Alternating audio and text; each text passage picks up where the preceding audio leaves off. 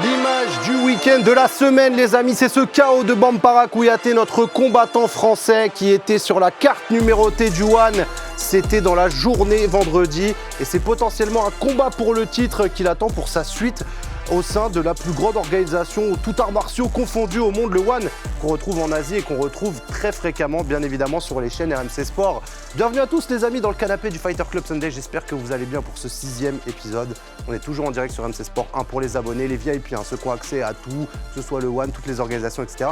Mais aussi tous les followers de la chaîne Twitch RMC Sport, très content de vous retrouver, vous êtes déjà dans le chat, Prima, Didou, Coin, etc. Je vous vois et c'est avec grand plaisir qu'on se retrouve. On est là pour à peu près 1 heure. J'ai des invités, on a le meilleur des images du sport de combat. On vous présente le sommaire tout de suite. On va commencer avec une grosse page dédiée au One, l'organisation la plus spectaculaire au monde. On va revenir sur Bambi Kouyaté, cité dans les paroles de Booba, mais qui régale dans la cage avec le Muay Thai. On va revenir également sur la ceinture obtenue par Nabil Hanan et celle du futur adversaire justement de Bambara Kouyaté, Tawanchai. On aura Alexis Nicolas avec nous sur le plateau en tant qu'invité qui va nous parler de l'organisation asiatique. Ensuite, on se penchera sur le J-6 entre ce choc entre Israël Adesanya et Nassourdine Imavov qui aura lieu dans la ville de Riyad en Arabie Saoudite. C'est la deuxième fois que l'UFC ira dans cette ville. On aura Kevin Jousset en visio avec nous qui va nous parler justement de la détermination d'Israël Adesanya avant ce choc. La rubrique d'Anto et les pépites, les talents à découvrir qui sera dédiée à Anthony Big Morel qu'on retrouvera pour la ceinture de champion du monde des poids lourds du Hexagone MMA à la H Arena de Nantes. Ce sera le week-end prochain. Dans le week-end prochain, on a le week-end le plus chargé, je pense, de l'histoire du sport de combat sur RMC Sport. Enfin bref, vous l'aurez compris. Je me calme un petit peu, je redescends en température et je vous présente les invités. Je vous l'ai dit et je vous l'ai teasé déjà, on a Alexis Nicolas qui est avec nous dans le canapé, donc premier champion du monde de l'histoire en tant que Français de l'organisation du One et l'un des combattants les plus frais du combat game mondial. Moi, je veux rien savoir là-dessus. Alexis, bienvenue à toi, c'est la première fois que tu viens et merci d'être là. Merci pour la question. J'espère que tu vas bien, ça va ? Ça va super et vous ? Bah très très bien. On a hâte de t'écouter sur le One. En plus, t'es bien accompagné parce que t'es avec Baba, du coup le co-présentateur du RMC Fighter Club, spécialiste pied-point, coach de pied-point, qui revient tout juste de Thaïlande. Donc, t'étais le mieux placé pour nous parler du One, qui était en Thaïlande justement. Ouais, salut tout le monde, salut Alexis, salut Sacha, salut tout le monde. Ouais, écoute, c'était un bon séjour et puis j'ai pu me rendre compte de la popularité du One là-bas. Ça marche vraiment, c'est sur tous les écrans, dans tous les clubs, on en parle, tous les combattants s'entraînent pour le One. Donc, ça fait plaisir déjà d'être avec Alexis toujours. Et très content de parler de l'organisation. J'ai même sorti le t-shirt, regarde. Franchement, j'apprécie et je vais déjà même briser la glace avec toi et je vais te mettre sur le grill, Baba, puisque tu sais que j'aime bien te faire ça. Le One ou l'UFC dans ton cœur ? Wow. Direct. D'entrée, t'es comme ça. Ah ouais, non, j'ai décidé de me jeter comme ça dedans.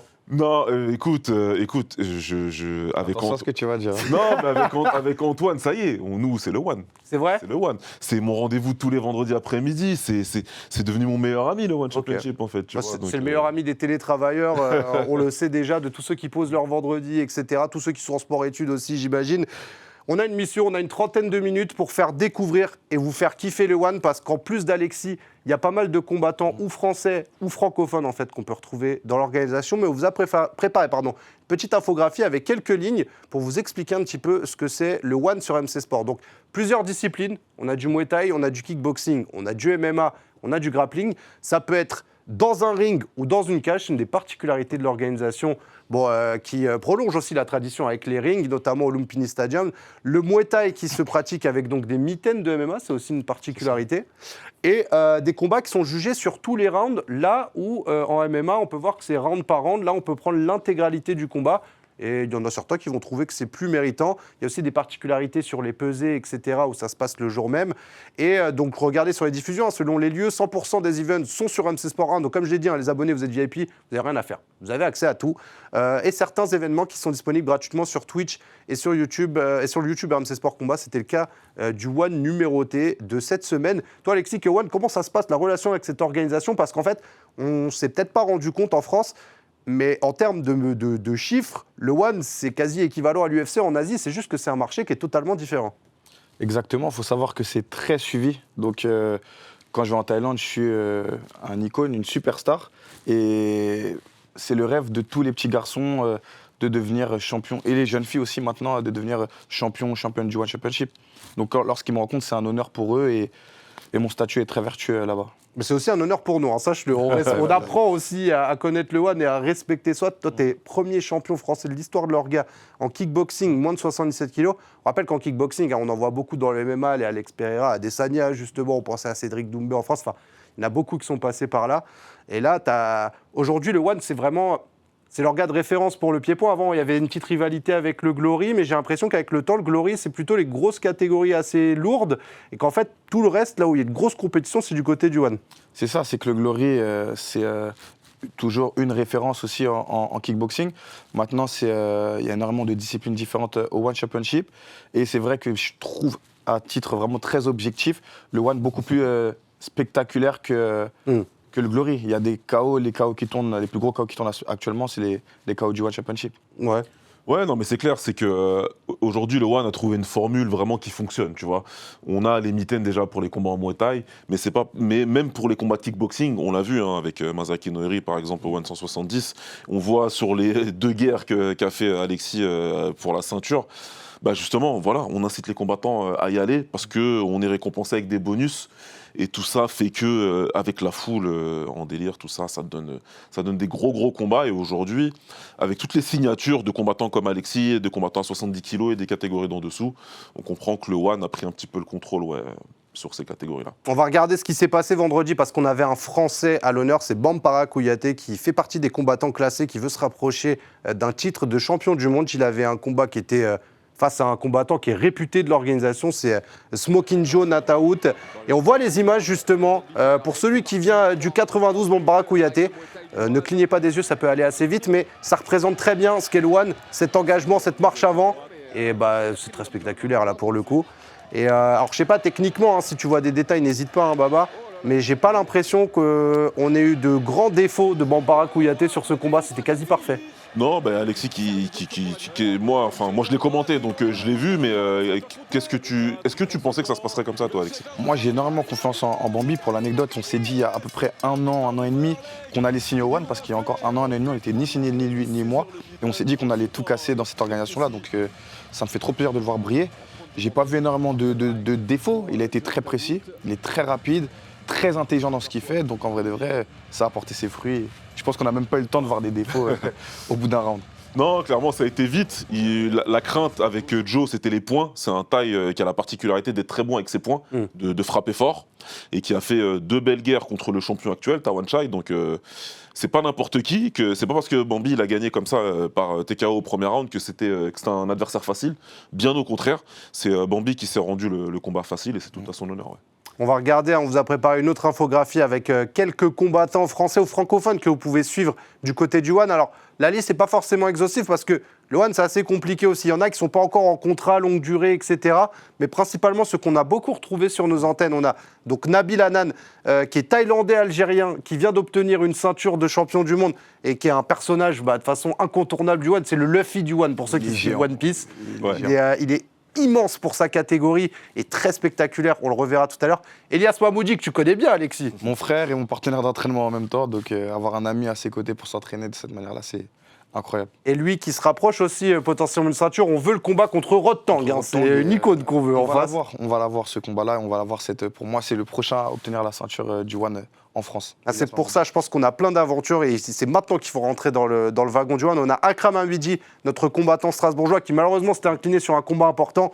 On sait qu'il va revenir, on sait que l'organisation le kiffe en plus. Enfin, il va nous faire du beau spectacle. Un grand boxeur malgré sa petite catégorie. Ouais, c'est ça. Et il nous a livré, on le rappelle, l'interview post-fight la plus mémorable du One, qui était exceptionnellement Kouyaté, on en a parlé. Noël Grandjean, ancienne judokate de haut niveau française qu'on retrouve en MMA notamment, malheureusement qui était sur 2 revers de suite, mais avait pris 2 short notice contre 2 très grandes combattantes de l'organisation. Anissa Meksen, qui est véritable référent, je pense, pour le pied-point français. Pour l'anecdote, c'était vraiment ma référence et un de mes boxeurs préférés, c'était Anissa. il y a un vrai style aussi en termes de flow, etc. Même hors combat, tu vois, toute cette aura aussi qu'elle peut avoir. Je pense qu'il y a beaucoup aussi de filles qui sont inspirées ou qui veulent rentrer dans les sports de combat grâce à Anissa. Et on a Alexis Nicolas, voilà, qui a marqué l'histoire au sein de l'organisation. Une trilogie peut-être qui se profile pourtant. On attend une date en tout cas pour ton retour. On a hâte. Une date. Voilà. Moi, je veux une date. On verra sur quelle carte. Est-ce que ce sera au Japon ou quoi? Je n'en sais rien. On verra, mais sache qu'on est impatient pour la news, Alexis. Je ne peux pas en dire plus pour le moment. On va en parler. On va enchaîner, on va parler de Nabil Hanan. Je vous ai vu ricocher un petit peu sur le nom tout à l'heure. Moi, j'avoue que je ne connaissais pas avant Baba, mais je pense que c'est un des personnages les plus mémorables de l'organisation. Tu connaissais toi un petit peu avant, Alexis? Comment tu as découvert? Je me suis entraîné à ses côtés il y a à peu près un an, la première fois en Thaïlande. Et il a une ascension fulgurante. Il est très précis, il a progressé d'une manière incroyable, très très très fort et très jeune. Il a seulement 20 ans et boxer Carrillo et lui faire ce qu'il lui a fait, faut le faire. Carrillo, c'est un gros nom, Baba, c'est un Écossais, c'est ça? C'est un Écossais, King of the North, comme il s'appelle, un monstre physique en fait. C'était justement un combat entre deux athlètes assez hors normes, entre Nabil, très très grand pour une catégorie comme ça, 65 kg, il fait 1m92, et Nico Carrillo qui est connu justement pour avoir un avantage physique, tu vois, athlétique sur ses adversaires. Sauf que voilà, Nabil, il lui a montré toute sa progression. Il a montré aujourd'hui que c'était un combattant d'élite. Il l'a dominé de la tête et des épaules, avec son bagage technique, avec sa précision, comme le dit Alexis justement, mais aussi avec sa force de frappe. Il s'entraîne très très dur. Et voilà, on voit tout ce qu'il a pu faire. Nabil, il est arrivé un petit peu sur le devant de la scène. Mehdi a commencé à le mettre en avant petit à petit, mais il essayait de le protéger. Mais c'est devenu, il y a quelques années déjà, le plus jeune champion du monde WBC de l'histoire. Donc à ce moment-là, on s'est dit, il y a quelque chose quand même avec ce jeune. Puis il a continué à grandir à la fois dans le talent et dans la taille. Et voilà, aujourd'hui, il est champion intérim et il va avoir sa revanche contre Superlek. Donc c'est bon. Un talent et une taille immense du coup pour Nabil Hanan que je vous encourage à suivre. Alors oui, il y en a certains qui vont dire mais pas France, mais je m'en fous en fait. Allez le suivre, il est super intéressant, il nous a fait un superbe discours en français. On l'a vu avec Sami Sana là, du côté de la Thaïlande avec sa ceinture. Sami Sana qu'on salue également, qui était déjà venu nous voir et qu'on espère aussi retrouver du côté du One. Mais ça fait clairement partie des combattants à suivre. C'est du spectacle, c'est un personnage et puis comme tu l'as dit Alexis, il est très jeune. C'est peut-être le nouveau régnant de cette catégorie pour des années à venir. Il est très très grand, mais et par sa taille et par le talent. C'est un jeune homme qui travaille énormément et qui m'impressionne par sa régularité. Donc je souhaite énormément de réussite. Ouais, puis en plus ils ont des petits points communs avec Alexis, tu vois, parce que Alexis, tu sais, il vient de la savate. Et ensuite, il a transitionné vers le kickboxing et le K1 Rules. Et Nabil, même si c'est un combattant qui a des origines thaï, sa maman est thaï, et son père est franco-algérien, mais il a commencé par le taekwondo, Nabil. Il n'a pas fait du muay thai tout de suite, en fait.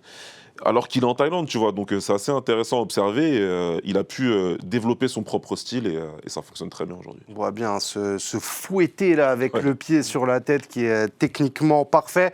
On va regarder ce qui s'est passé sur le reste de la carte du One 170. C'était clairement l'un des événements à ne pas manquer. Et j'insiste, le replay gratuit est dispo sur la chaîne YouTube RMC Sport Combat. Vous savez quoi faire, on est bientôt à 100 000 abonnés. J'en dis pas plus. Sur les images, on va passer en MMA. On va parler de Andrade qui était en comédie. Non, alors ça c'est Superbonne. On peut aller sur Superbonne. Autant pour moi, Tristan, c'est chez moi, t'inquiète pas. Ça, c'était le main event du coup. Et donc, c'était Tawanchai qui défendait sa ceinture face à Superbonne. C'était la guerre sur le papier, mais il n'y a pas vraiment eu de guerre, Baba. Écoute, combat magnifique. Le premier combat avait été très serré, donc on attendait beaucoup de cette revanche. Tawanchai, c'est un prodige, c'est un grand technicien, un excellent combattant et Superbonne, on n'a même plus besoin de le présenter. Mais voilà, Tawanchai, il a su tirer son épingle du jeu, il a réussi à piéger Superbonne avec ce magnifique premier knockdown qui était quasiment un KO, Alexis. Je ne sais pas ce que tu en penses, mais... Il était KO debout. Ça a été difficile après pour Superbonne de se maintenir, mais bon voilà, Tawanchai il a réussi à le terminer et c'est une super performance. Ouais. C'est une super performance pour Tawanchai et c'est là où on voit un petit peu l'ingratitude de ce sport. Ouais. C'est qu'on peut être au sommet et briller parce qu'il faut savoir que Superbonne est un boxeur d'un calibre impressionnant et comme on a rarement vu, et le voir s'incliner comme ça au premier round, c'est vrai que c'est la dureté de ce sport-là. C'est quoi, c'est une passation? Tawanchai, c'est le nouveau régnant, je disais ça tout à l'heure un petit peu. Ça fait un moment qu'il règne. Ouais. Ça fait un moment qu'il règne. ça fait un bout de temps qu'il a la ceinture. Le problème, c'est qu'il a fait 2 combats contre Jonathan Wood qui ont été très serrés. Et comme Tawanchai, il y a beaucoup d'attentes sur lui parce que c'est un excellent combattant, un brillant.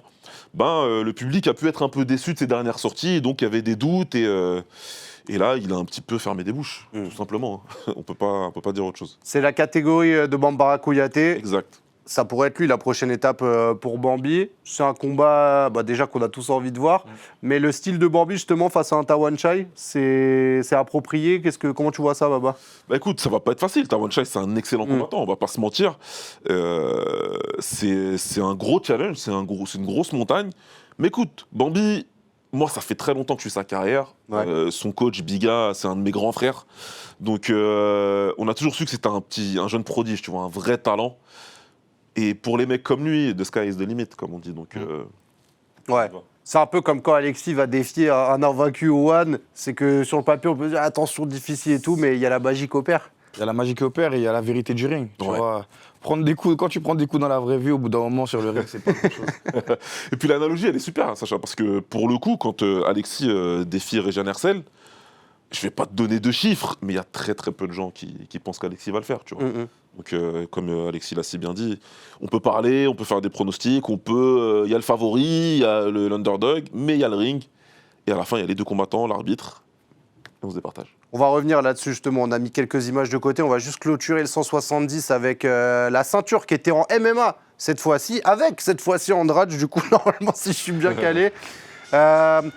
C'était c'était l'une des rares ceintures sur cet événement-là qui était mise en jeu en MMA.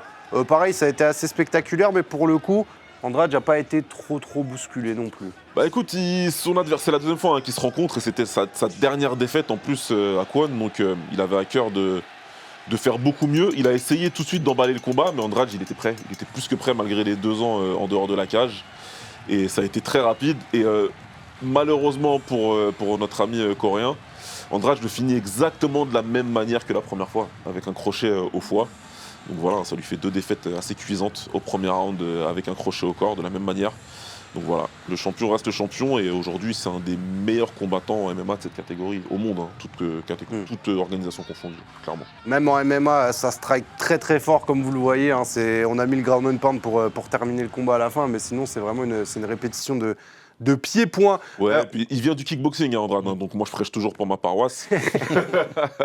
Donc voilà, on voit encore un kickboxer qui réussit en MMA. Franchement, si vous n'êtes pas convaincu, on a fait 4 highlights du One, c'est 4 finishes et il y avait 3 ceintures dans le lot. Mais on a encore des images si vous n'êtes pas convaincu parce qu'on l'a dit, il y a encore beaucoup de personnages dans cette organisation. Là, on va parler des frères Estupiñán, qui sont des frères jumeaux qui ont la particularité de boxer tous les deux au One. Ils combattaient sur la même carte en plus, ça c'est quand même un très gros signe. Je ne sais pas si vous arrivez à faire la différence entre les deux. Je les différencie au niveau du nez, moi. Ok. Ça, c'est le Jordan. Ouais, c'est Jordan, il a un nez plus épais. Ok. Ouais, c'est vrai qu'ils se ressemblent beaucoup. Après, j'ai déjà boxé sur leur carte, donc ça fait que je les ai vus de près. Tu as pu les voir de près, toi, effectivement. C'est de la triche. Et là, c'était face à un autre frère aux deux aussi, j'ai l'impression. C'est le petit frère de Jonathan Lagarty, exactement. Donc ça, c'est Jonathan Estupiñán que l'on voit, qui faisait ses débuts au One, lui. Donc beaucoup de pression, hein, parce que sur la même carte que son frère jumeau, qui lui a déjà 4 combats avant celui-ci. Et qui excelle en plus de ça. Ouais, exactement. Invaincu. Et contre un très bon adversaire, donc voilà, il a su tirer son épingle du jeu quand même et battre Freddy Aguirre. Et donc ça lançait bien la soirée, hein, pour les 2 frères jumeaux. Et on voit qu'ils ont un style très similaire en plus, les 2 frères. Et ils sont très similaires dans leur façon de boxer. Et là, donc, c'est le frère Johan Estupiñán qui était là pour son 5e combat au One et qui faisait face à un autre Johan qui est un autre prodige du One, c'est Johan Ghazali, Jojo. Et c'était le combat des 2 prodiges, si tu veux, tu vois. Donc il y avait beaucoup de hype sur ce combat. C'est 2 très jeunes boxeurs qui ont beaucoup d'attentes sur les épaules les uns des autres. Et du coup, c'était un combat vraiment qui a tenu toutes ses promesses. Ouais, ils ont fait une grosse guerre. Et Johan Ghazali, il remporte sa 5e victoire au One. C'est la première fois qu'il ne gagne pas avant la limite, par contre, mais c'est sa 5e victoire déjà. Et donc lui aussi, hein, il est en train de se rapprocher tout doucement d'un combat pour le titre.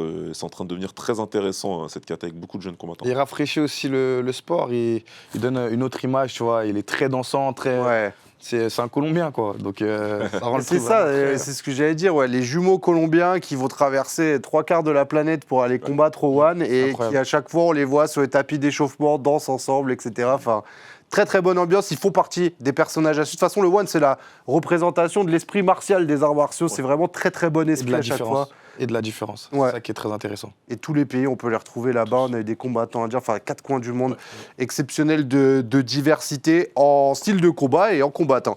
On va s'intéresser à Alexis, parce que toi, c'est vrai que pour le coup, tu es le plus grand ambassadeur qu'on puisse avoir pour le One, parce que tu as eu cette ceinture de 18 kilos autour de la taille. Elle est énorme, cette ceinture. Et en fait, comme l'a dit Baba tout à l'heure, c'était face à Redjan Ersel, donc combattant invaincu, 7 heures du mat, c'était une expérience de fou. Et comme le disait Baba, pas forcément favori, avec ton coin, avec les gens du Bawoudi Gym, etc. Mais pour ceux qui étaient là très tôt le matin, tu as réussi à aller chercher cette ceinture à celui qu'on appelle l'invincible. L'immortel. L'immortel, pardon. C'est à peu près pareil, je suis planté quand même. J'ai honte. Ouais. Non, n'est pas honte, n'est pas honte. Oh, aucun problème.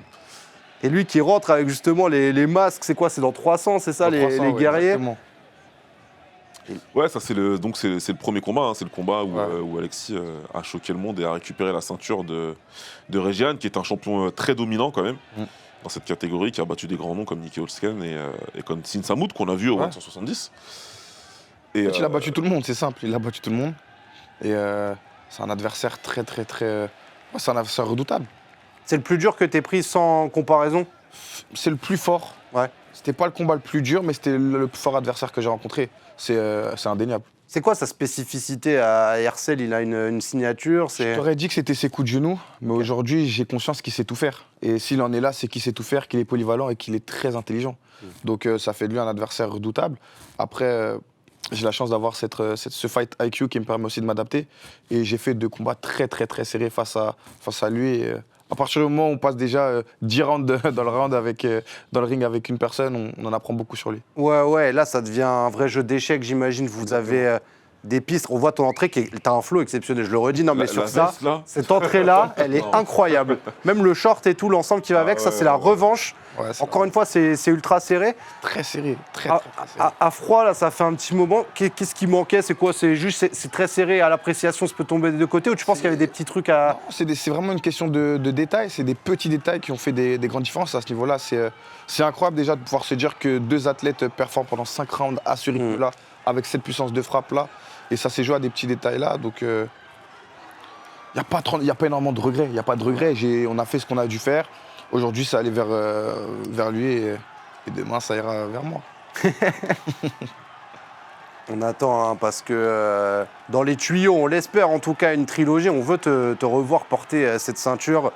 Et puis de toute façon, ces combats, ils sont mémorables, hein, comme on le voit les deux. Je pense que vous êtes les bons clients pour ce genre de combat, on ne s'ennuie pas. On a clairement écrit l'histoire. On a écrit l'histoire et c'est incroyable de parler de trilogie face à un boxeur que je regardais quand j'étais petit. Aujourd'hui, là, je rivalise et je suis sur le top de la planète. Donc, c'était lui. Et...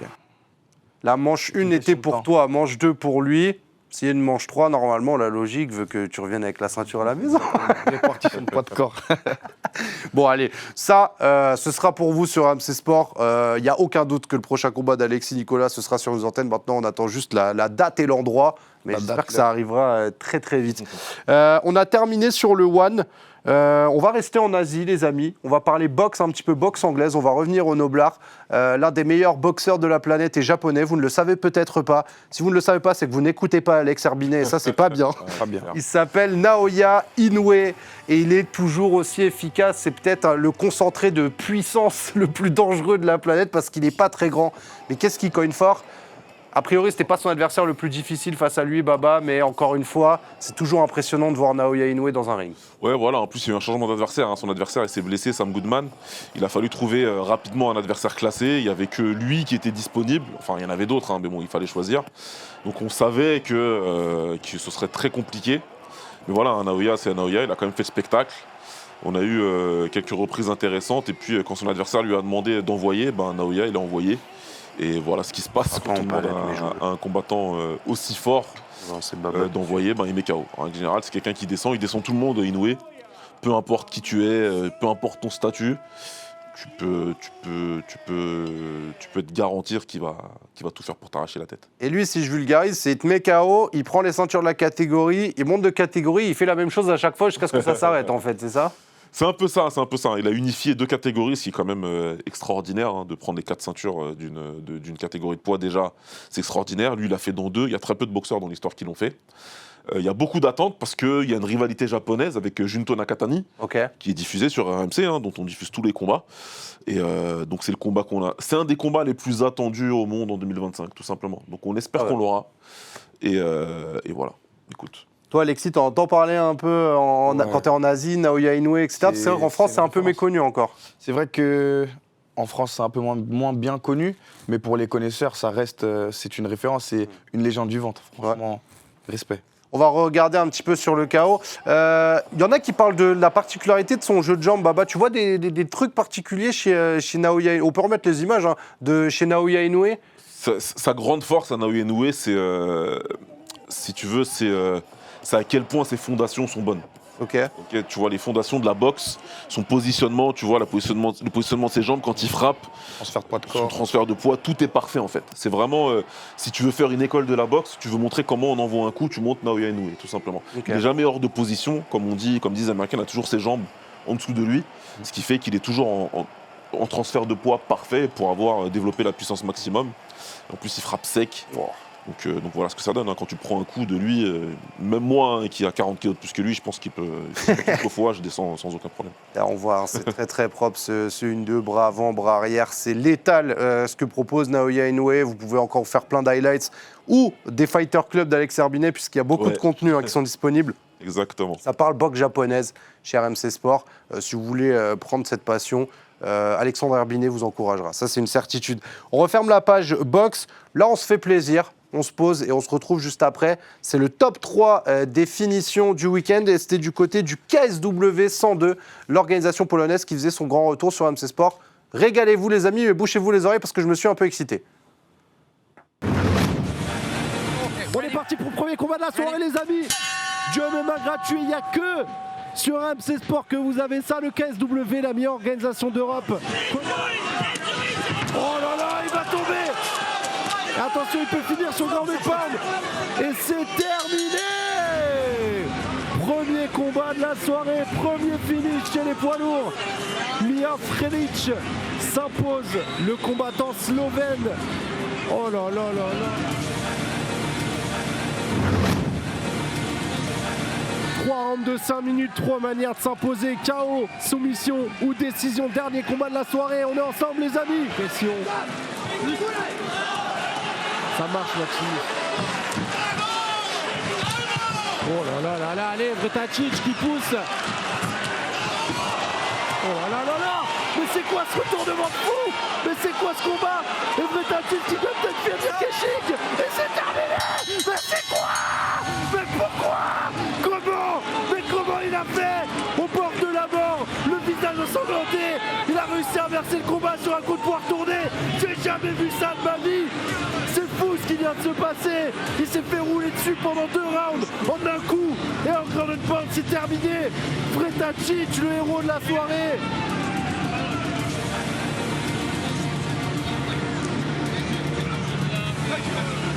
Andy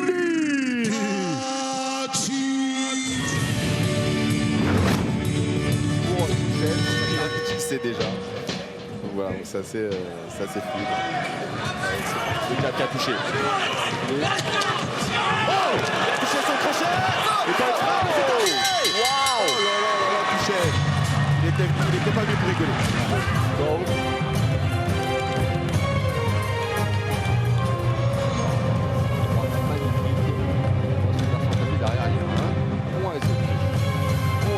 Il la voit pas du tout arriver. L'arbitre a raison d'arrêter à ce moment-là. Parce qu'il n'y a aucune réaction du côté de Stilinski. Non. Il n'y a rien. Regardez le retour du KSW, c'est pareil, c'est comme le il y a de l'engagement. Ouais. On a eu de très très beaux finishes et on rappelle, le prochain événement du KSW, c'est 21 février de tête. 2 Français sur la carte, Nassim Belouachi, Alphand Rochelab chez les moins de 61 kilos. Les amis, on est à J-6 d'un grand événement. Ouais. L'UFC en Arabie Saoudite, à Riyad. dont les 2 tiers vont être disponibles gratuitement sur Twitch. Voilà, je vous le balance comme ça. À partir de 16h sur la chaîne Twitch RMC Sport, vous pouvez la suivre dès maintenant. Vous aurez les premiers combats de l'UFC en Arabie Saoudite disponibles gratuitement, dont le combat de Fares Ziam. Et là, j'ai besoin vraiment d'une union incroyable, sacrée française pour soutenir Fares Ziam sur ce combat qui sera gratuit. Il n'y a pas d'excuse, hein. Il faut que tout le pays soit là. Mais avant de préparer ce grand rendez-vous, puisqu'en tête d'affiche, on aura Israël Adesanya face à notre Français Nassourdine Imavov, on a un super invité et je suis très très très content de le recevoir puisqu'il est en visio avec nous de l'autre bout du monde. C'est Kevin Jousset, c'est ce combattant français qui avait quitté la France justement pour partir à l'autre bout du monde et qui est devenu combattant de MMA là-bas jusqu'à signer à l'UFC et qui a la chance justement de s'entraîner dans la même salle qu'Israël Adesanya. Comment ça va, Kevin ? Ça va, super, merci de me recevoir. Ben écoute, c'est avec grand plaisir qu'on te reçoit. On est avec Alexis Nicolas, on est avec Baba du Fighter Club que tu connais bien. C'est la première dans le Fighter Club Sunday, donc merci à toi d'avoir accepté l'invitation. Je voulais revenir avec toi d'abord sur le combat d'Adesanya. Après, j'aimerais qu'on parle justement de ton actualité à toi. D'abord sur Israël Adesanya. Alors, j'ai eu des échos d'Amine qui a fait le film qui est disponible sur la chaîne YouTube RMC Sport Combat. Il y a une détermination chez Israël Adesanya là, pour ce combat qui a l'air d'être hors norme. Est-ce que tu confirmes ? Ouais, bien sûr. Bon, je pense que la détermination, ça fait bien longtemps qu'il l'a dans sa carrière. Mais bon, là, clairement, il est sur 2 défaites d'affilée, il me semble. Donc, il a envie de prouver au monde entier qu'il est encore le meilleur combattant de sa catégorie de poids. Donc voilà, quoi de mieux que battre l'un des mecs montants comme Nassourdine qui a clairement montré de très belles choses sur ses derniers combats. Donc ouais, il est déterminé, ça c'est sûr. Ouais, on voyait dans son combat face à Dricus Du Plessis, il est en place, mais il y a cette accélération de Du Plessis qui le dérange énormément. C'est des trucs sur lesquels tu as pu échanger avec lui. Il avait des remords après ce combat-là ? Ouais, je pense qu'il avait des remords. Après, il n'est pas forcément rentré dans les détails à ce niveau-là. Je sais ce que c'est de perdre un combat et tu as envie de passer à autre chose le plus vite possible. Donc voilà, en tant que pote, tu essayes de lui remonter le moral plus qu'autre chose. Mais ouais, des remords, c'est sûr qu'il en avait. Il y avait beaucoup en jeu ce soir-là. Après, voilà, c'est le sport qu'on fait. On en gagne, on en perd. Et je pense que il était en train d'avoir une super performance, il dominait vraiment le combat, mais bon, à ce niveau-là, une erreur et c'est terminé. Ouais. Là, on voit quelques images, on le sait, sur la période récente. Ça a alterné entre victoire et défaite pour Israël Adesanya, mais ça reste l'un des champions les plus régnants de cette catégorie, des moins de 84 kilos. Il y a 0 question à se poser après Anderson Silva. C'est lui, très clairement. Ouais. Parce que je le dis tous les jours, il y a de nouveaux Français qui découvrent le sport de combat, qui découvrent le MMA ou le Muay Thai ou le kickboxing avec Alexis Nicolas.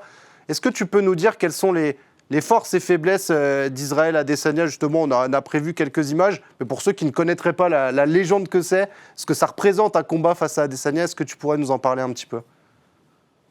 Ouais, bon, clairement, c'est le pied-point. Pour entrer plus en détail, il a plus d'une centaine de combats en kickboxing, ensuite en MMA, en boxe et tout ça. Après, c'est sa vitesse d'exécution, ses feintes, la façon dont il se traque en général. Il est très très bon à te faire réagir et à te faire concentrer sur ce qu'il est en train de faire plutôt que te concentrer sur ce que toi tu devrais faire. Donc voilà, c'est vraiment un master à ce niveau-là. Il a pu le prouver au plus haut niveau et comme j'ai dit, je pense qu'il va essayer de faire la même chose contre Nassourdine. Après, Nassourdine en face est très très fort aussi. Donc gros combat, hâte de regarder ça. Ouais, il est justement présenté comme ça dans le film d'Amin Mohamed, un véritable joueur d'échecs. Israël Adesanya, il t'emmène en fait dans son jeu sans que tu t'en rendes compte. Ça peut être quoi les forces de Nassourdine Imavov justement face à ça, Kevin, selon toi ? Parce que tu le disais, il est très très bon aussi, Nassourdine. Ouais, il a les mains lourdes. Clairement, c'est un très très bon boxeur. Plutôt les mains lourdes plutôt que des kicks de ce qu'on a pu voir sur ses combats à l'UFC en tout cas. Très très bon pied-point, enfin striking, mais je pense que son grappling est aussi bon, mais qu'il n'a pas forcément eu l'occasion de le montrer sur ses combats. J'ose imaginer que quand tu combats Israël, ça va être l'une des choses qu'il va vouloir montrer sur ce combat. Je ne sais pas si c'est la priorité, mais je pense que ça fera partie de son game plan. Donc voilà. Après, Izzy il a pu montrer sur beaucoup de combats qu'il est difficile à amener au sol et il est difficile à garder au sol. Donc on verra si Nassourdine arrive à utiliser ça contre lui ou pas. Si toi, on va dire, entre guillemets, il n'y avait pas le drapeau, il n'y avait pas le fait que tu étais pote avec Israël Adesanya, c'est clairement l'un des combats que tu veux pas manquer sur l'année? Ah ouais, c'est clair. Je pense que les gens ne se rendent pas compte, mais c'est vraiment deux mecs qui sont très très bons dans ce qu'ils font. Et je pense que pour les fans, ça va être un super combat à voir. Et techniquement, il va avoir vraiment beaucoup de choses à apprendre en regardant ce combat. Et je pense que je vais le regarder plus d'une fois. Je pense que je vais l'analyser plusieurs fois pour vraiment essayer d'engendrer, d'apprendre au maximum de ces deux mecs quand ils vont s'affronter. Voilà, franchement, tu nous as mis la hype sur le fight. On rappelle qu'il sera en plus sur des horaires très corrects pour nous en France, puisqu'on risque d'avoir le main event autour de 21h, quelque chose comme ça, sur RMC Sport. Je ne sais pas quelle heure il sera chez toi, Kevin. D'habitude, tu es bien loti. Là, je crois que tu vas être dans la nuit, non?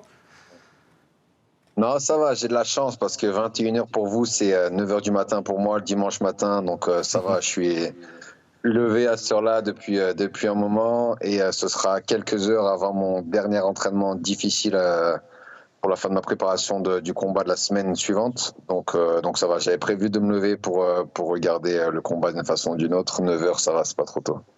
Franchement, pâtisserie, petit jus d'orange, UFC en direct comme ça, franchement, ça donne envie. On regarde les fiches justement des deux combattants de ce main event qui aura lieu dans 6 jours, donc samedi prochain.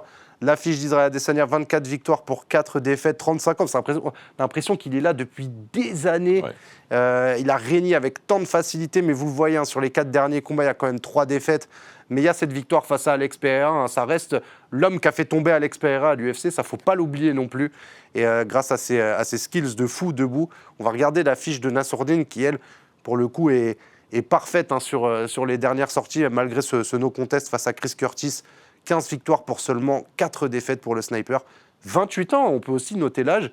On peut même dire qu'il est dans... Moi, je trouve que le prime de l'UFC, c'est souvent entre 28, 33, 34 ans. On peut même considérer qu'il rentre dans son prime, Nassourdine Imavov. Surtout dans cette catégorie, les middleweight, c'est une catégorie qui est connue pour avoir des champions relativement âgés. Et avoir des mecs qui performent longtemps dans la trentaine, jusqu'à la quarantaine même. Donc, il entre à peine, si tu prends l'âge global de la catégorie, il entre à peine dans son prime, Nassourdine. Et je pense que c'est une réalité, il est en train de rentrer dans son prime, là. On va assister à ça. Kevin, on se réintéresse à toi un petit peu. Alors, c'est pas les mêmes échéances, toi, ça arrivera un petit peu plus tard, c'est pas sur cette carte-là, mais tu vas combattre sur la carte de Sydney.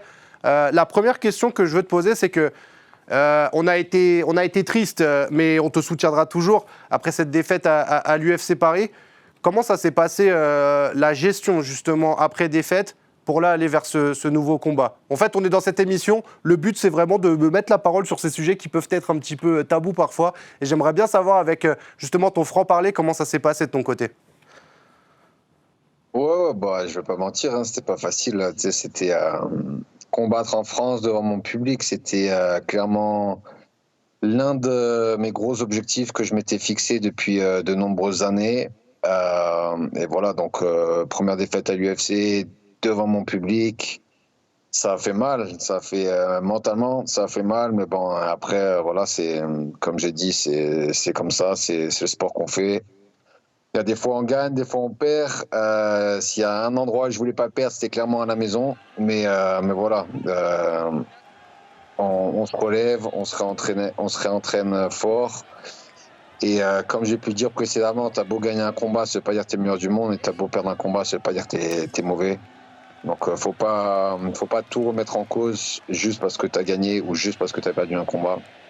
Donc voilà, juste je suis retourné à l'entraînement, je me suis entraîné dur et j'ai essayé de progresser sur tous les aspects du sport. Et voilà, juste être de retour à la salle en général, m'entraîner et pas oublier les objectifs et voilà, se remettre mentalement pour être prêt pour le prochain. Et voilà, le prochain il arrive bientôt, donc j'espère avoir une belle performance, une belle victoire pour pouvoir corriger les erreurs de mon combat précédent. Bah nous en tout cas on a kiffé ce que tu as proposé, le résultat y était pas, mais moi je me rappelle de ta musique d'entrée, je me rappelle de ton esprit guerrier sur ce combat-là. On a vu quelqu'un qui lâche rien dans une guerre dans la cage, et on peut être juste fier en fait d'avoir des combattants qui représentent ça. Je pense que c'est aussi les valeurs des arts martiaux, tu vois, et on a hâte de te retrouver, hein. J'espère que les gens n'ont pas été durs avec toi, parce que parfois le public français peut l'être. Nous on a, même si c'était du rouge entre guillemets sur la colonne, je te jure qu'on était super fiers de ta prestation, Kevin. Bah, c'est gentil, merci, ça fait plaisir. Et non, pour être honnête, j'étais agréablement surpris. J'ai eu beaucoup de retours, et franchement, la plupart des retours étaient positifs, comme tu as dit. Donc voilà, j'aurais compris, entre guillemets, s'il y en avait 2-3 qui changeaient d'avis et qui me soutenaient plus. Mais bon, après, voilà, c'est le sport, c'est le jeu. Mais non, j'ai eu de la chance, les Français m'ont soutenu fort, j'ai reçu beaucoup de messages, j'en reçois encore beaucoup de messages d'encouragement pour mon prochain combat. Donc voilà, ça fait plaisir d'avoir le soutien de mon public et de mon pays, et j'espère continuer de les rendre fiers sur les prochains combats. On se projette avec toi, et j'avoue, j'ai un peu monopolisé la parole, mais Baba, Alexis, si vous avez des questions pour Kevin, n'hésitez pas, hein. Ouais, non, moi, je n'ai pas spécialement de questions. C'est vrai que un truc qui était génial, c'est que Kevin, avec Nora, était venu en plateau, juste après, le lundi, en fait, hein, le lundi matin de l'UFC Paris, sachant que Kevin partait un petit peu ensuite visiter sa famille. Donc, c'est vrai que c'était super cool. Moi, c'est un épisode dont on me parle encore beaucoup aujourd'hui. Ouais. Même plusieurs mois plus tard, on me dit que c'était trop bien de ramener. C'est vrai qu'il y avait Fares qui avait gagné par KO, c'était cool. Mais c'était bien aussi d'avoir Kevin et Nora Cornell, à qui on passe un grand big up d'ailleurs, Nora qui vient d'intégrer le top 15 de l'UFC. Pour pouvoir parler de ça, parce que c'est bien, tout comme Alexis aussi, on a pu en discuter. C'est bien, tu vois, de pouvoir parler des deux, de pouvoir parler autant de la victoire, de l'expérience de la défaite aussi, de comment tu l'as pris, comment tu vas pouvoir te relever. Donc c'est sûr que Kevin. Il y a un bon suivi aujourd'hui, et c'est totalement normal, hein. Tu sais, quand tu as la bonne personnalité, il n'y a pas de problème. Mais même nous, tu vois, le public, on apprend aussi à ça, entre guillemets. Tu vois, le MMA et l'UFC, c'est tellement récent aussi pour beaucoup de Français. Bien sûr, il y a des anciens de la première heure, je sais que vous êtes là, mais il y en a qui doivent aussi apprendre que parfois, c'est difficile, parfois, on fait une erreur, parfois, c'est plus fort, tout simplement. Mais c'est pas pour autant qu'on est surcoté, qu'on est nul et qu'on va pas repartir de l'avant. Enfin, toi, je sais pas, Alexis, comment c'est passé, mais il faut aussi apprendre à perdre, j'imagine. C'est vrai que c'est difficile à dire, mais il faut apprendre à perdre. Mais comment dire, on ne peut jamais être habitué à ça, et j'espère que personne ne veut s'habituer à ça.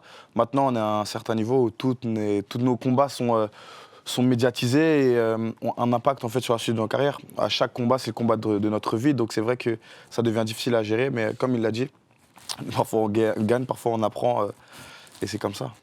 Kevin, juste un dernier mot sur ton prochain adversaire. Tu peux nous en dire un petit peu plus? Comment est-ce que tu vois se dérouler ce combat? Comment ça va se passer selon toi? Et puis nous, on va être là pour t'encourager. On regarde ta fiche. Tu étais sur 2 victoires à l'UFC. Il y a cette défaite à l'UFC Paris. Mais on va remettre du vert un petit peu là sur ce bilan. Yes, exactement. Ouais, bah écoute, avant l'UFC, j'avais gagné la ceinture de l'organisation HEX en Australie et en Nouvelle-Zélande.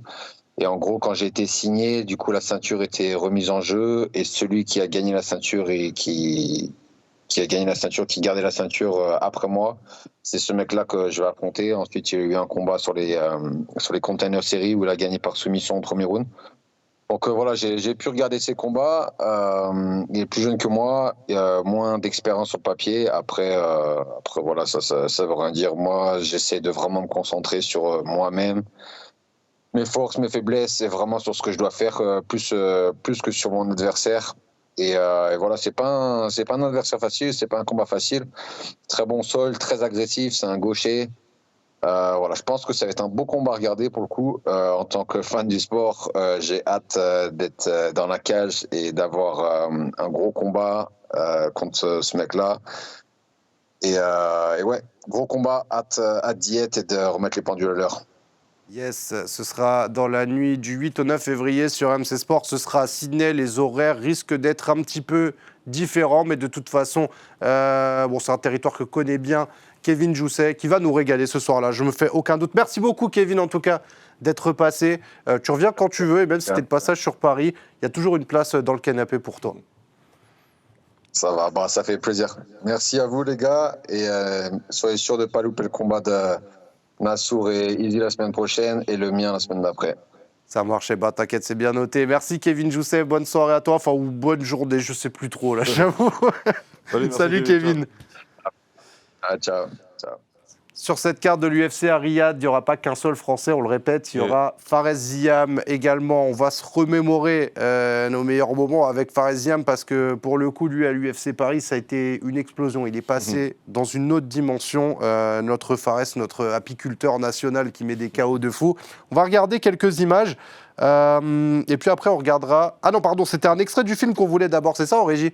Pardon, autant pour moi. On passe sur un extrait du film qui vous raconte Adesanya Imavov et après on va voir Fares Ziam. Autant pour moi.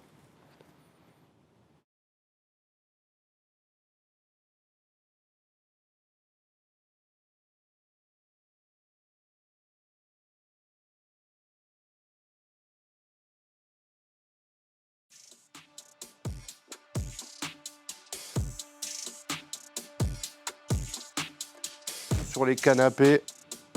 Ouais, bah écoutez, on a eu un petit problème de son. Bah, de toute façon, je peux rien vous dire de mieux. Il est disponible avec le son sur le YouTube RMC Sport Combat. Faites péter le compteur.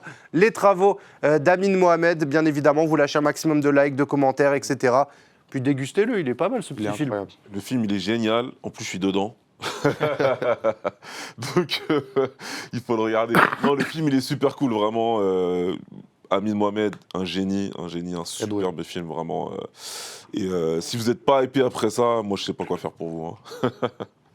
Bon, bah écoutez, ouais, faut aller le faire péter. D'ailleurs, conclusion exceptionnelle. Hein. On revoit un petit peu tout l'approche mentale, je trouve, d'Israël, autour d'Israël Adesanya, et c'est hyper intéressant.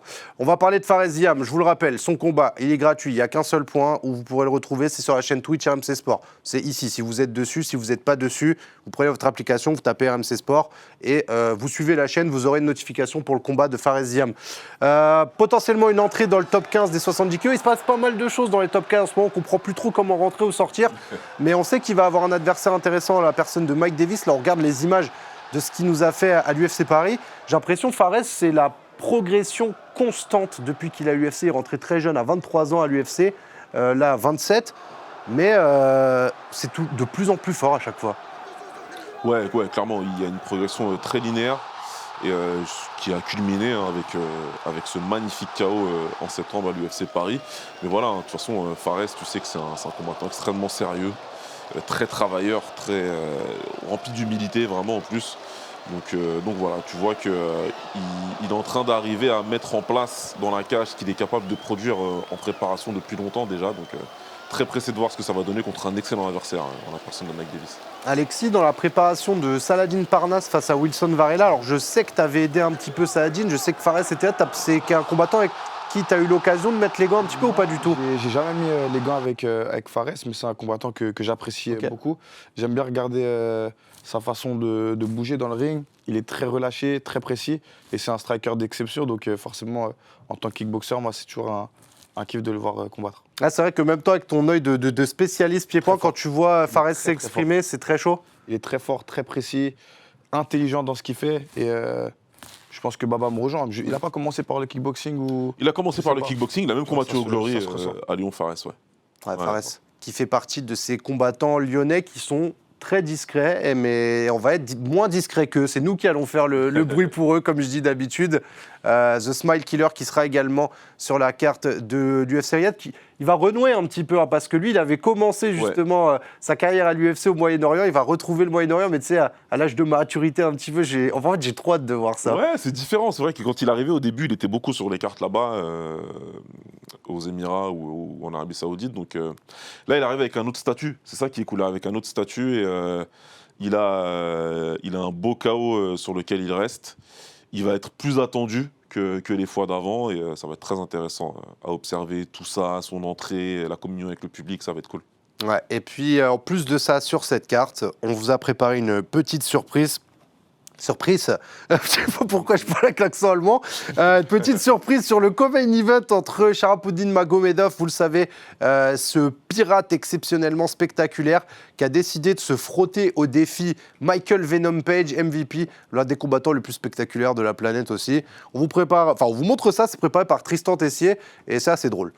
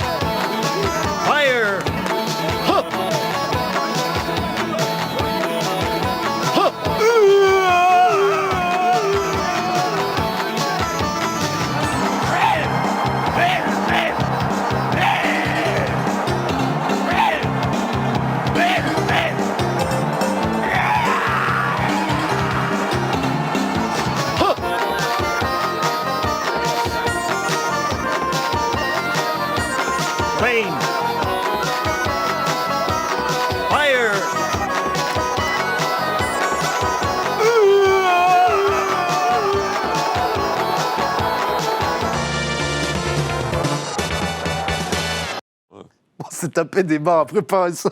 Il n'y a pas de manque de respect envers les combattants, mais en fait, c'est tellement des personnages. On le disait en off, vous nous entendiez pas, mais on espère avoir un espèce de combat de jeu vidéo dans la cage avec ces deux-là. C'est ça, c'est comme on le disait avec Baba, c'est qu'ils ont deux styles vraiment impressionnants et atypiques. Et c'est qui tout double en général lors de ce genre de confrontation. C'est soit ils vont nous faire un beau duel et une belle opposition, soit vraiment ça va être un combat de bourré de la gare, peut-être. C'est ce que ça peut donner. Ouais, clairement. C'est vraiment ça. Ça peut vite se transformer en chat glacé, tu vois. Ouais. Les mecs qui se regardent de loin, qui font beaucoup de feintes, mais qui n'arrivent pas à déclencher. Donc on va voir. Charaboulette, il a une réputation maintenant. Il a gagné avec un KO exceptionnel. Et il est dans le top 15. Hein. Voilà, tout le monde l'attend. Donc maintenant, il a ce problème aussi avec son œil qui fait qu'il ne peut pas combattre aux States. En tout cas, en l'état actuel des choses, c'est pas possible pour lui. Donc lui, il est obligé de faire encore plus que les autres parce qu'en gros, s'il veut monter dans les classements, il faut qu'il ramène les mecs dans des endroits où il peut combattre. Et c'est l'un des mecs les plus actifs sur les derniers mois parce qu'en fait, chaque carte qu'il y a eu au Moyen-Orient, il s'est mis dessus et on a fini l'année avec un événement à Abu Dhabi. En juin, tu en avais en Arabie Saoudite. Là, il retourne en Arabie Saoudite. Enfin, il assume quand même. Hein. C'est-à-dire que quand tout le monde dit qu'il est surcoté ou que c'est une fraude ou quoi, il dit attends, moi, je vais combattre très souvent et on va voir. Ouais. Il est dans le top 15 à l'heure actuelle. C'est pas le cas de tout le monde, donc ça reste quand même très très fort. Et on a eu peut-être l'un des KO les plus mémorables. On le revoyait avec Alexis. Je sais même pas si on peut aller chercher naturellement. Je sais pas si c'est préparé, je sais pas d'où ça vient, mais ça reste fou. C'est à l'instinct. Je pense que je sais pas si c'est quelque chose qu'il a déjà travaillé, mais je pense que c'est un ressenti. Le double back fist comme ça, c'est très fort. Faut y penser en plus de ça. Ouais. On va mettre un petit mot pour MVP aussi. Alors MVP, pour le coup, c'est un espèce de génie aussi hein, dans sa discipline. Lui, c'est peut-être plus entre je vais rentrer, je vais te fuir, je vais rentrer, je vais te fuir. C'est un petit peu compliqué. C'est un petit peu si tu as une ex toxique, voilà, c'est comme ça. Tu sais jamais trop quoi faire avec elle. Mais c'est un style, voilà, il n'est pas dans son prime, il est plus sur la fin, entre guillemets, MVP. Ça reste un combattant qui est unique dans ce qu'il propose dans la cage. Et je sais pas ce que tu en penses, Alexis, même toi, Baba, si tu dois te préparer à un adversaire comme ça doit être hyper galère en fait de savoir à quoi s'attendre. Oh, c'est chiant, c'est vraiment chiant. Maintenant, et c'est pas parce qu'il est assis à côté de moi, un gars comme Alexis, le style parfait pour battre un mec comme ça, hein, les low kicks, il y a ce qu'il faut en termes de timing et tout. Donc c'est comme ça que tu bats un adversaire du style de MVP. C'est vrai qu'il a passé son prime à combattre beaucoup d'adversaires qui étaient d'un niveau moindre, en tout cas supposé par rapport à ce qu'on attendait. Donc il est arrivé à l'UFC très tard. Et il va essayer de faire le maximum avec le peu de temps de carrière qui lui reste. Donc, mais c'est vrai qu'il a un style aussi qui lui permet de combattre pendant longtemps encore. Ouais. Il prend pas beaucoup de coups. Il prend pas trop de coups. Ouais. Va pas trop au sol, il prend pas de coups trop au sol, etc. C'est vrai, il s'est pas trop fait tordre pour l'instant MVP. Et moi j'ai trouvé que c'était, tu vois, une des arrivées à l'UFC les plus réussies avec tout le passé qu'il y avait derrière. Je trouvais qu'il avait quand même assuré, même s'il s'est incliné face à Yann Gary. Enfin, dans ses débuts en tout cas, face à Hollande. il avait assuré, alors qu'il pouvait avoir la pression, etc. Bien sûr. La vérité, je m'attendais à ce qu'il perde contre Hollande. Ouais, moi, donc, ça pouvait être le combat de trop, signé trop tard à l'UFC, trop vieux, etc. Exactement. Donc au final, non, il m'a fait mentir et il prouve qu'il a encore des combats en lui, il a encore une carrière devant lui. Et en plus, il accepte ce défi-là parce que tout le monde l'aurait pas. Moi, je peux te garantir qu'il y a beaucoup de combattants dans la KT qui auraient dit non. Et il monte de KT en plus. Ouais, tu vois. Donc non, c'est bien ce qu'il fait. C'est bien. On continue parce que ce samedi 1er février, à noter, c'est le samedi de tous les sports de combat. On aura également du judo, le meilleur du judo en vrai à vivre sur les chaînes RMC Sport. Ça commence le matin, c'est le Grand Slam de Paris, c'est J-6 aussi. Il y aura une partie sur Twitch et YouTube, une partie sur RMC Sport 1. Les 1er et 2 février, les qualifs 9h du matin jusqu'à 15h30, les finales 17h à 19h30. Donc vous le voyez, ça croise avec l'UFC Arabie Saoudite. C'est juste qu'on vous mettra le judo sur YouTube et on gardera la chaîne Twitch 100% pour l'UFC. Si c'est pas clair, je sais pas quoi faire. Envoyez-moi un DM, je vous réexplique, mais j'ai pas d'autre moyen en fait de vous le réexpliquer. Avant ça, on va regarder également parce que samedi 1er février, il y a encore du MMA juste après l'UFC en Arabie Saoudite. C'est la carte d'Hexagone MMA qui sera du côté de Nantes. On va la regarder tout de suite parce qu'il y aura Amin Ayoub qui est peut-être le combattant le plus attendu dans sa maison à Nantes à la H Arena qui sera face à Souza. Il y aura la ceinture des poids lourds entre Prince Aounala et Morel. Il y aura Bourama Kamara, il y aura le retour de Walid Tandia 3 semaines après son premier combat professionnel. Il y aura les débuts pro de Bafodé Gassama face à Kwagnon, qui est un combattant français qui a passé plus de 10 ans en Asie, notamment au Japon, à faire du pied-point. Il y aura Salvatore Prin, qui est l'un des cracks aussi de l'organisation. Owen Jason, pépite toulousaine dans ses débuts professionnels, qui est en 2-0. Enfin voilà, elle est très très cool cette carte. C'est une très belle carte. On va bien se régaler sur MC Sport et on va reparler de cette carte d'Hexagone MMA puisqu'on accueille Anto qui nous parle des combattants d'aujourd'hui et de demain, les combattants qu'on ne connaît pas assez et qui va nous présenter. Anto Sterpini de Roik. Bienvenue, quel homme, mon crack, mon préféré, mon petit chouchou. Monsieur, bonsoir. Alors vous le savez, Anto, il vient chaque semaine nous présenter un combattant et en général, ce combattant, la semaine d'après, gagne. Ça s'est passé avec Rainier Derrider, ça s'est passé avec Bambara Kouyaté. C'est un peu l'oracle qu'on aimerait tous avoir quand on est au bar. Pas du tout. Ça va. Comment ça va, Anto? Très bien, et toi, ça va? Ça va super bien. Alors, hein, pour rectifier, si on devait prendre un record MMA, je suis à 3-0. Ouais. Depuis que j'ai commencé à faire les chroniques, bon voilà, c'est peut-être, j'espère ne pas gâcher ce record pour l'instant et rester invaincu le plus longtemps possible. Bon, en tout cas, aujourd'hui, tu vas nous faire voyager un petit peu. Cap sur l'île de la Réunion. On va découvrir un poids lourd pas comme les autres, Anthony Morel, alias Big. Exactement, donc pompier volontaire, champion invaincu en MMA et créateur d'une académie de sport, Anthony Morel est la définition même du mot détermination. En seulement 1 an, il s'est imposé comme un sérieux prétendant au sommet et franchement, on ne sait pas ce qui est le plus impressionnant, ses KO ou son réveil qu'il met à 4h du matin, tous les matins pour s'entraîner avant d'aller s'entraîner. 4h30 du match, je ne vais pas vous mentir, c'est très souvent l'heure à laquelle je me couche. Je vais même en semaine ou quoi, quand il y a boulot le lendemain. Donc lui, c'est là où il se réveille. Ah ouais, mais exactement. Donc comme tu disais, quand toi tu vas te coucher, bah lui, il sort du lit. Au début de sa carrière en MMA, il enchaînait 2 boulots en plus de ses entraînements. Donc il travaillait dans les bureaux, mais aussi, il était aussi pompier volontaire en même temps que ses entraînements.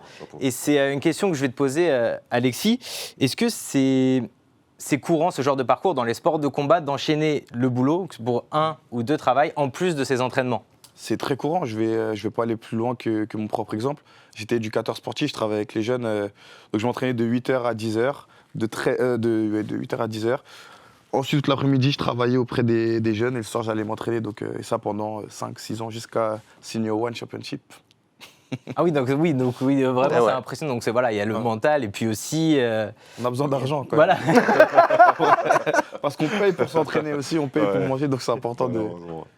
Bon, allez, on a envie d'en apprendre un petit peu plus là sur le parcours d'Anthony Morel. Bah Anthony, lui, tout commence au collège quand il rejoint un club de lutte, parce que ses parents ne voulaient pas qu'il fasse de la boxe. Et pourtant, en seulement 1 an, il devient champion de France de lutte. Et derrière ce succès, il y a son oncle qu'il appelle Tonton Mika, véritable mentor qui l'a guidé dans ses premiers pas.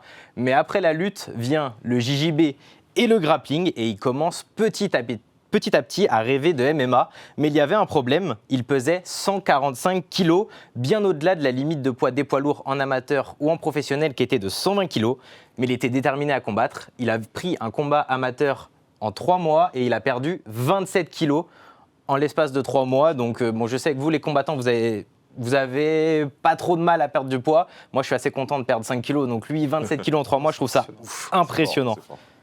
Ah ouais, et le MMA alors dans tout ça? Mais ensuite, comme je t'ai dit, il commence le MMA en amateur. C'est en 2023 qu'il décide de tout miser dans ce sport. Et sans aucun combat de prévu, il quitte La Réunion pour un camp d'entraînement à Paris. Donc là-bas, il enchaîne les séances dans les meilleures salles de France, à la MMA Factory. Il a même été au Mamoudi Gym.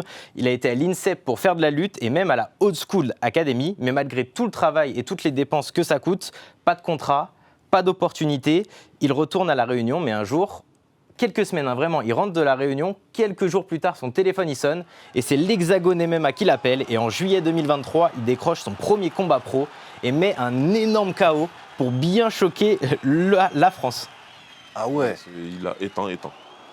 Ah, il avait bien tourné ce KO. Oh là là là là, ouais, ça tourne bien. Bon, aujourd'hui, ça date de quand ça? Juillet 2023. Ah ouais. Et aujourd'hui alors du coup, où est-ce qu'on en est? Aujourd'hui, après plus d'un an, Anthony, il affiche un palmarès parfait. 5 victoires, 0 défaites, dont 4 KO spectaculaires. Champion de l'EFC, anciennement dans cette organisation, il y avait Dricus du Plessis qui était champion et aussi Manon Fiorot. Il a un potentiel, il pourra être champion à l'Hexagone MMA dès la semaine prochaine. Il a les yeux rivés sur l'UFC, mais aussi le PFL, pourquoi pas, avec un style explosif et un striking redoutable. Petite mention, vous avez pu le voir, coup de coude retourné, mais aussi, il sait aussi mettre des coups de genoux et des coups de genoux sautés. Et quelques souplex. Baba, je te laisse commenter, il y a une souplex qui va arriver, je sais que tu vas apprécier. Ah, moi j'aime beaucoup en plus, pour le coup, c'est quelque chose que j'apprécie, mais ouais, il a un vrai beau bagage technique, et ouais, là, on voit qu'il va arracher. Ah ouais. Superbement réalisé, ouais, c'est superbe, vraiment... Moi j'aime beaucoup, là, tu m'as rendu fan instantané. Et Anthony Morel, là, tu vas pouvoir le voir la semaine prochaine qu'il affronte Prince Anouala pour le titre des poids lourds à l'Hexagone. Et là, si j'ai bien fait mon travail sur cette chronique, tu as dit que tu avais envie de le voir, mais il faut le suivre aussi. Pas simplement pour son côté combattant, mais aussi son côté humain. C'est ça qui le rend vraiment unique. Entre deux combats, donc il continue à servir en tant que pompier volontaire et il a même lancé sa propre association, la Big Morel Academy. Son objectif, c'est aider les jeunes en difficulté grâce au sport. Il le dit dans une interview, « Le sport m'a sauvé, alors je veux redonner ce qu'il m'a apporté. » Une démarche simple, mais profondément touchante. Franchement, merci Anto pour Anthony Big Morel. On a hâte de voir son combat la semaine prochaine à Hexagone face à Prince Anouala pour une ceinture qui pourrait être un passeport peut-être pour une organisation encore plus grande. Tu connaissais un petit peu toi, Alexis? Si, je connaissais, j'ai beaucoup d'amis à La Réunion et de combattants que je connais là-bas. Un vivier de talent et il en fait partie. Et franchement, à suivre parce qu'il fait partie de ces poids lourds atypiques entre guillemets. Tu peux retenir un petit peu qu'il est gras au départ. Quand tu le vois tourner sur Hubert, on voit les coups de pied retournés, les coups de coude, les souplex. Ça fait plus penser à Roy Nelson. Ça veut dire qu'au début, tu fais ah ouais, après tu dis ah, en fait, c'est très, très, très dangereux. Merci Anto. On vous rappelle qu'il y a aussi un autre rendez-vous samedi 1er février. Je vous jure, c'est pas une blague. Il y a encore une autre orga qui fait un événement le samedi 1er février. Pas samedi prochain. C'est Octagone, c'est une organisation, c'est un show européen qu'on adore. Et il y aura 2 Français sur les combats principaux. Ce sera du côté de l'Allemagne. Donc commencez à vous acheter 3-4 écrans pour tout suivre en même temps. Pour suivre Damien Lapillus et Anthony Salamone qui seront sur le 66e événement d'Octagone, quand même, cette organisation d'Europe de l'Est, République tchèque et Slovaquie qui fait d'énormes shows et qui remplit des stades de 58 000 personnes quand même en Allemagne. Et ça, il faut le noter puisqu'ils ont le record absolu en pur MMA dans le monde avec cet événement en Allemagne. Ouais, c'est une organisation qu'on connaît très bien avec Anthony. C'est l'événement qu'on avait commenté ensemble. On l'a, je sais plus, 3 ou 4 fois peut-être, mais ouais, c'est des gros shows, très gros shows, ça c'est clair. Eh ben, écoutez, messieurs, merci Alexis d'être venu. Merci à vous pour l'invitation. Pour cette spéciale one, on a hâte, tu sais, on veut l'heure, l'endroit, on veut tout ce qu'il faut pour la trilogie là. Sois un tout petit peu patient. Je vais essayer. Je vais essayer d'avoir un calme très zen, ambiance japonaise très cool, tu vois, un truc un peu. On est patient, on est serein, on veut juste, on veut juste que ce soit un soleil qui se lève.